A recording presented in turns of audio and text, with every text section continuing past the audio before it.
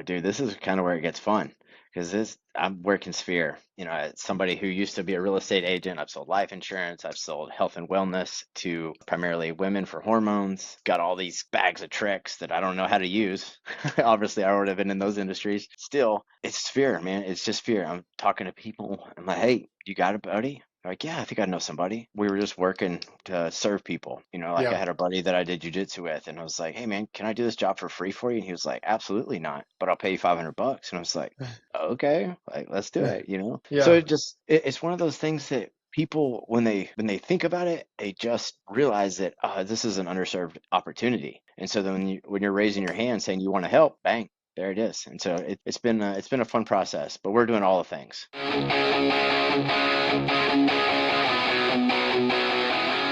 This episode is brought to you by Pierre Tax and Accounting, led by CPA Eric Pierre, a seasoned accounting and tax expert with years of experience helping individuals and businesses navigate complex financial landscapes. Whether you need personal tax planning, business tax strategy, bookkeeping, or financial planning support, Eric and his team are committed to helping you protect and grow your financial future with clarity and confidence. To get expert guidance you can trust, check out Pierre Tax and Accounting at pierreaccounting.com. We'd also like to thank Data Driven Decisions, founded by Katie Forrester, for sponsoring today's show. Data Driven Decisions specializes in accounting, bookkeeping, payroll, and advisory services tailored specifically for small businesses and entrepreneurs who want financial clarity and peace of mind. From KPI reporting to fractional CFO support and QuickBooks training, Katie's team brings big firm expertise with a personal touch. Visit them at datadriven.coach to see how smart financial support can make all the difference in your business growth.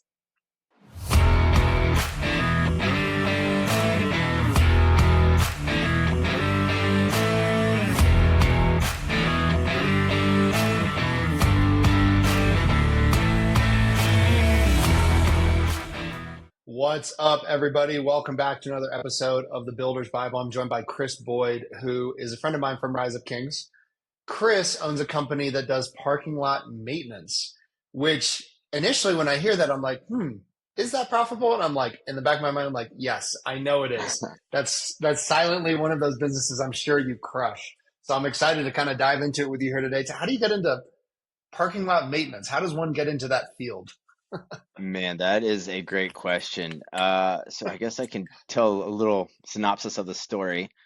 So basically, I hit up my friend, and I said, "Hey, buddy, I'm looking to earn some extra cash, do a side hustle or something. Like I got nights and weekends. I'm a father of three, got a wife, and working a W-2 and all this." And he said, "All right, well, here, call this guy." So I call this guy, sit down with him, and we're sitting there, and I'm like, man, like I got this entrepreneur spirit. I've done this, I've done that. I've done real estate, started in oil and gas. Like I'm this unicorn of a person with experience and background. And he's like, I got an idea for you. I was like, okay, what's that? He said, I've tried to start this parking lot striping business with three different people, and everybody just wants to be an employee. And I was like, okay, well, I've been an employee a lot. I don't really want to do that anymore. I want to, do my own thing. And he said, all Yeah. right, so here, I'll give you a try. And so that was the birth of True Line Marketing. It just started with a guy who had some equipment, and he said, "Hey, I'll do a DBA, and it's all yours. Just run with it, and let's get some work." And here we are going into our second season, and about to just really get after it, man. We got some systems dialed in, and it's fun. Okay. So my initial thought is this like one of those things with like fire safety where you have to do it, but like, and companies like yours out there kind of taking advantage of that? Or are people like, man, I really care about how my parking lot looks? Like, how does the business flow? How does it work? Good question. So it's yes to both. Essentially, there's code compliance things that you have to do. Here in Texas, we have fire lane. So fire lane is part of a standard, Yeah. and then falls under the International Fire Code. So parking lines, fire lane parking lines are a major thing. Have to be clear, have to be crisp. And then you have what most people recognize is ADA. So anything handicap stalls related has to be there. And there's certain criteria that has to be met, otherwise it's not compliant. Hmm. So that's the first yes to your question. The back part of it is it's one of those things that most people just want to push away until they're slapped with a lawsuit. Hmm. Or a guy, if they're public facing, somebody rolls in and you don't have a van accessible spot. They're like, "Hey, what are you doing here? You don't have a van accessible spot." And they're like, "I never even thought of that. How did you Hmm. get in the door then?" And so it's one of those things. A fire marshal comes out, somebody makes a complaint, and then here you are with code violations and fees Hmm. potentially out the wazoo, and your liability, depending on your business, can skyrocket with just not Dang. being a maintained lot.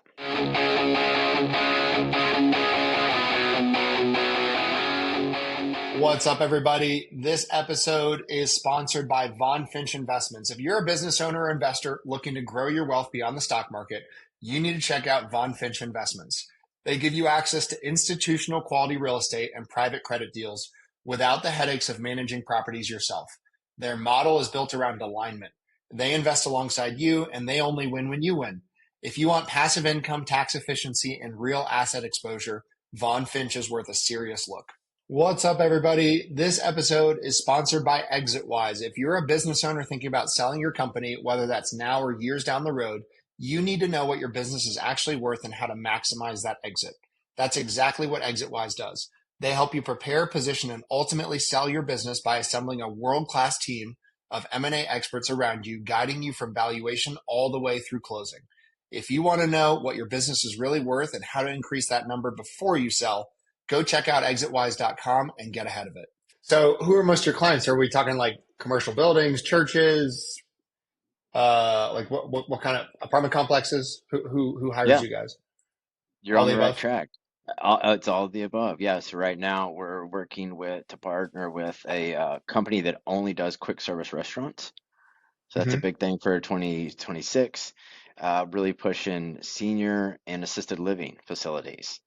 So those places, I would think they would want to have their lines updated for sure. Yeah, absolutely, right? I mean, you can think yeah, about like uh, grandparents, that we've got that are up in age, and like you wouldn't want them to fall because they couldn't see a curb. Like that's one of yeah. the things. Lawsuits are popping up like left and right. Just people not being Mm, able to see, physically can't see, don't understand what things are. You would think it wouldn't be that way, but it's one of those things that it is, and it's a clear indicator that somebody isn't proactive if yeah, their parking lot looks like trash. yeah, yeah. That's good. Okay, I'm just so many questions because this is not a business I've thought about. So, is your average? I know there's probably no average, but are we talking like a few $100? Are we talking like this is a $10,000 like line painting job? Like, what's a very average size of a deal for you guys? Great question, and it's somewhat loaded, and I'll kind of break it down as to why. Yeah. Some, so like over the weekend, 11K, 11.5 was a job that I quoted. Hmm. 496 stalls, parking stalls, almost 17,000 linear feet. If I walk that, that's almost like 27 miles. It's like doing a marathon if I'm walking that. So that's really big. That's a big project. And then I have other scopes, much smaller. Uh, for example, I live in DFW, and there's a guy that's got 4 or 5 stalls, one ADA, and none of them are visible. And he's going to be, 750,000 bucks. That's insane, dude. What It's am a I doing? widespread. I wish you Yeah. had called me to start this parking lot business. Jeez. Um, that's so cool, man. It's not a business I've ever literally never pondered it until this moment right now while I'm on this podcast with you. So that's just crazy. How many staff do you have? And like, just don't have to tell us about your P&L or anything crazy, but like overall sales and what you're trying to hit in the upcoming years. Sure. So we keep it real lean. There's 3 of us for sure. Right now, we're looking on at getting a fourth. He's kind of tentative right now, part-time. The goal in 26 is to have 2 3-man crews, and the third man is kind of a floater because some projects.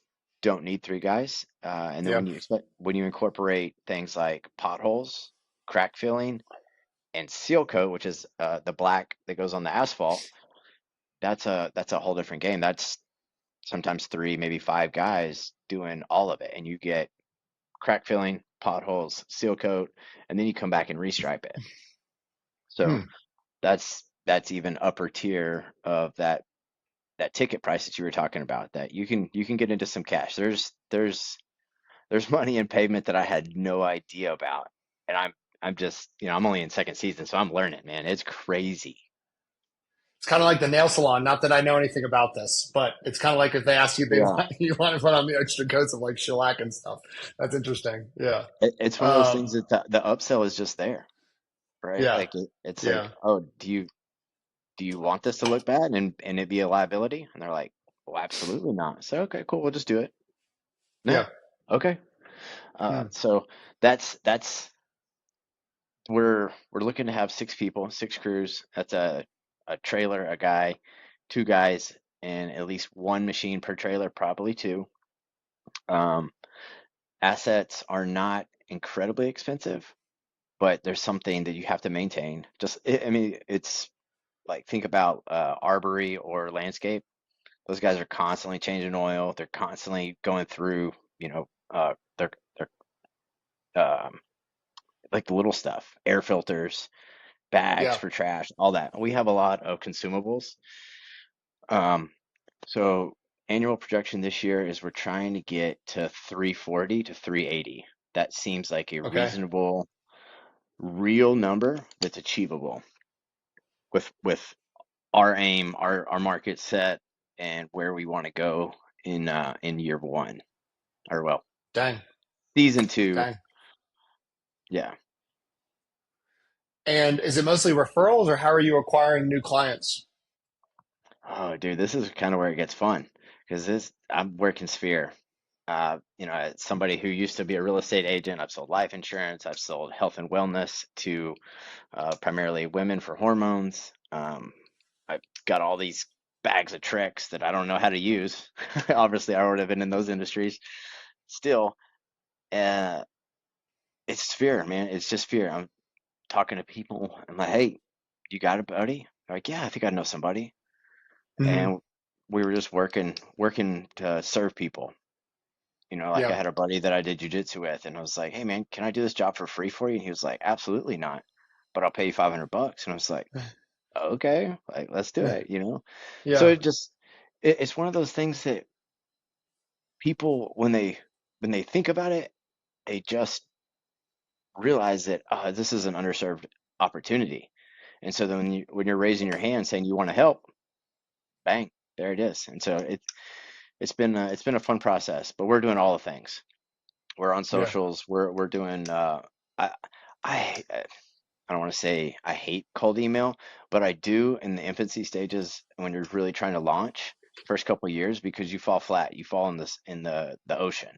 And so we're doing mailers. We're doing very direct mailers with a trifold, a business card, and a specific letter that's coming to Andrew, senior property manager for an assisted Mm. living company. And then I'm Mm. hitting you up on LinkedIn, calling you. You've got my brochure. We do a payment risk index, which is something really novel that's borderline proprietary. We just haven't trademarked it yet. I know we were talking about a VA, but that's 100% something I would have a VA doing, is just a manual outreach on like LinkedIn or whatever. Not to plug my own thing here real quick, but that totally sounds like it. Yeah. No, it's Um, it's perfectly got a place right there.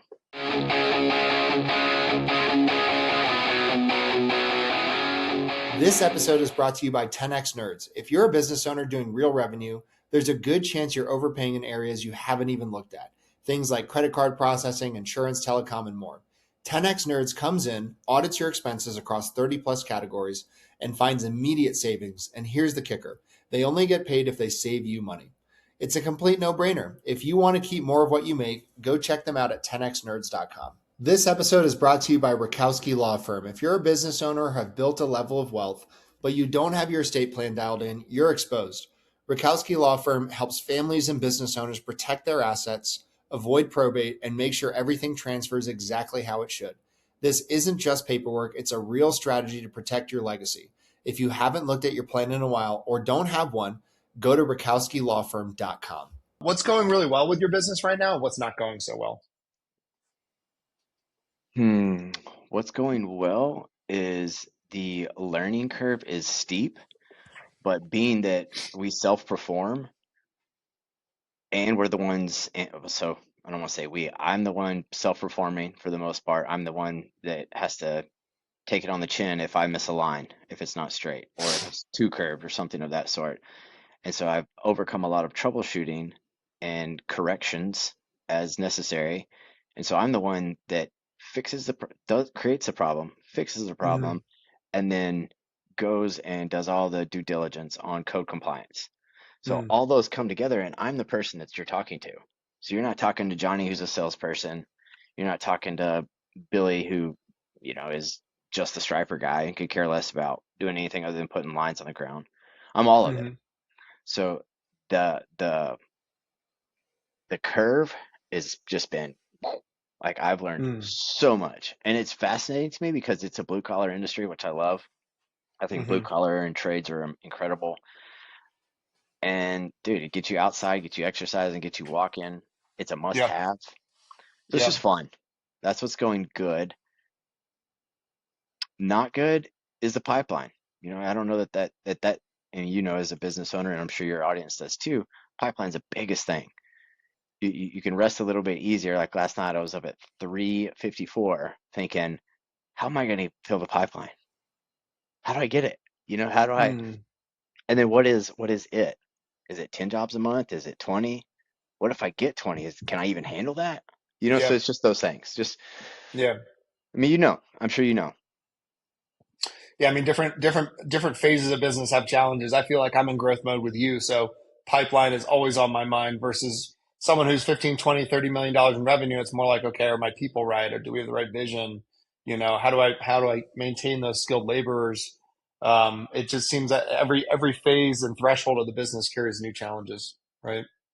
It Yeah. does. What's impressive to me, Andrew, is that I heard some people that I follow, and I'm sure they would be known to your group here, but it dawned on me that he said, dude, the people you think have it figured out, they don't. They've just Mm-hmm. failed quicker and more often, and they use speed as a force. So they don't wait and think and ponder. It's just like, all right, let's try this marketing. Let's Yeah. try this, let's try that, and then they're like, oh, that Yeah. didn't work. So it for some reason that kind of gave me a sense of relief. Like, okay, I'm not behind. I'm right where I'm supposed to be. God's Yeah. got this, and we're just gonna roll Yeah. with it. Yeah. That's good. Let's talk about AI for a sec. How are you using it, and where do you feel like you could be using it more? Mm, love this question because I am all in it. All in, man. I built everything for the most part, with ChatGPT. Everything from my SOPs, from my processes to my pricing calculator that I nerded out on. Now I'm switching over to Claude a little bit.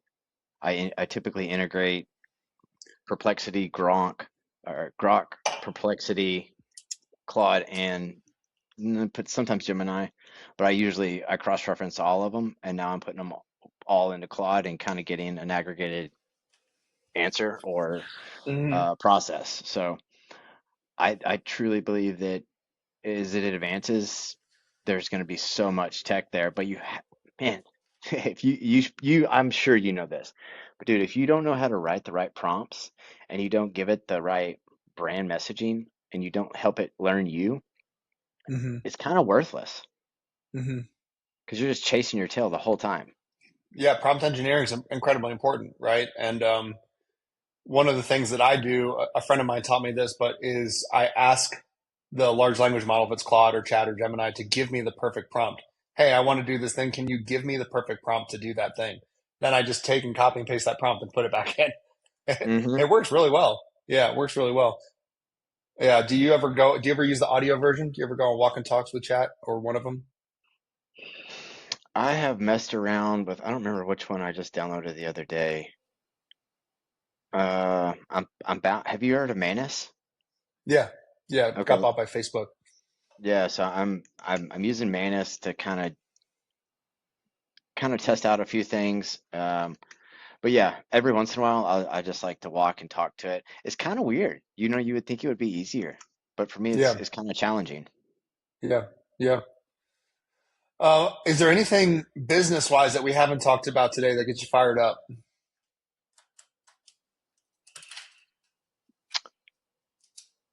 Hmm. Not necessarily covered a lot of the things that are important to me. I like the learning. I like the trades. I like being able to give back to people that that are that know that college isn't right for them, as I didn't. Hmm. We I think you and I are very similar in age, and we kind of came out of the generation that's like, go to college. You got to go to college because our parents didn't get to go. Maybe some of us are first gen college. And dude, I just didn't like it didn't sit well with me then, and it definitely doesn't now. Like there's so much Yeah. skill set out there that can be acquired. Electricians, sprinkler guys, like sprinkler guys make tons of money, Hmm. and they only work seasonal. That's right. You can crush it for 8 months and then go hunt in the woods for a whole month. Like, what? Why didn't anybody tell me that? And maybe they did. I Hmm. was just a dumb kid back then, so I'm sure somebody told me. I just didn't get it. Um, Hmm. I just think it's cool, man. It's an amazing industry that is really there's plenty of people in it, but in my opinion, there's a lot of opportunity to do things better, faster, and more effectively.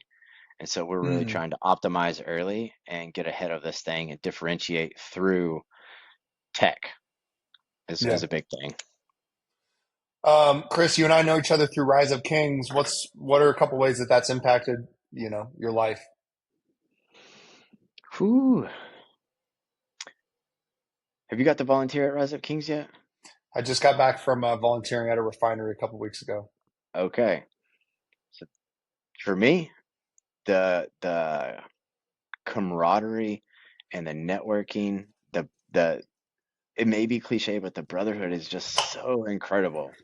Yeah. Seeing people that are like-minded and that want to connect, they want to help, they want to share. So to me, it's something that's very powerful for men to get into environments to get pushed to a certain points where they get to choose to go through or fall back into safety. And those that Hmm. have pushed through and experienced discomfort to the point where they now have a new level, th- there's just so much easy connection. We don't have to have Yeah. like worthless conversations about things. It's like we can jump straight in as Rise Up Kings guys and be like, dude, how's your marriage? Oh, it's good. No, it ain't. What is it? Ah, man, it really sucks. It's just like the community. I love the community and um what it stands for and where it wants to go is important to me because I want my kids to be associated with kids of Rise Up Kings guys. Hmm. That's good. Well, Chris, thank you so much for coming on the podcast, man. If people want to learn more about who you are and what you do, where can they go? So we're on all socials. True Line Marketing. It's truelinemarketing.com is a website. I think that'll be the moniker that gets us, that helps you find us most of the time is just True Line Marketing. Love that. Well, thanks so much for coming on the podcast. Don't go anywhere because I want to keep talking, but thanks for coming on the show. Right on. Thanks, Andrew.